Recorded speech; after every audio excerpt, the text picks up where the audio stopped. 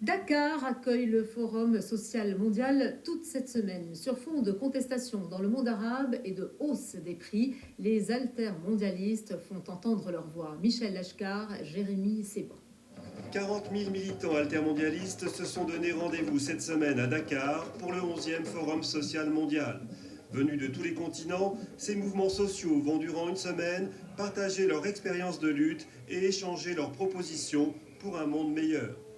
Droit à la santé, droit au logement, droit à la terre, chacun a son combat, sa revendication. Ce forum international est l'occasion de se faire entendre au-delà de son quartier, au-delà de son pays. La vie est très chère. Voilà. On est avec les altermondialistes pour combattre ça. Beaucoup de Sénégalais, mais aussi de nombreux militants ouest-africains, ainsi qu'une importante délégation mauritanienne et marocaine venue en voisin.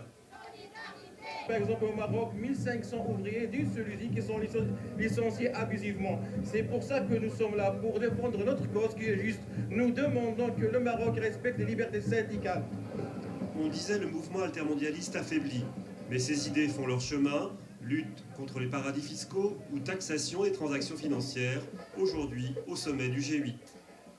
De plus en plus de pays se disent qu'il faut des taxations de capitaux, qu'il faut séparer les banques entre les banques d'investissement et les banques de spéculation. Même Barack Obama a été dans ce sens, même s'il a été bloqué par le Congrès. On voit bien que ces idées-là sont en train de faire leur chemin parce qu'il faut une autre mondialisation.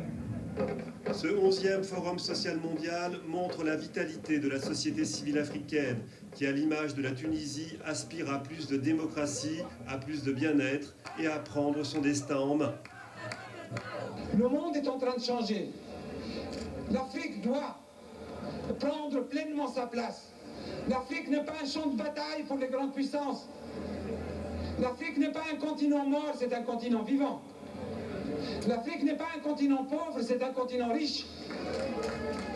Pourvu qu'on le laisse faire. Invité de marque, le président bolivien Evo Morales a appelé les Africains à mieux contrôler et à mieux valoriser leurs matières premières.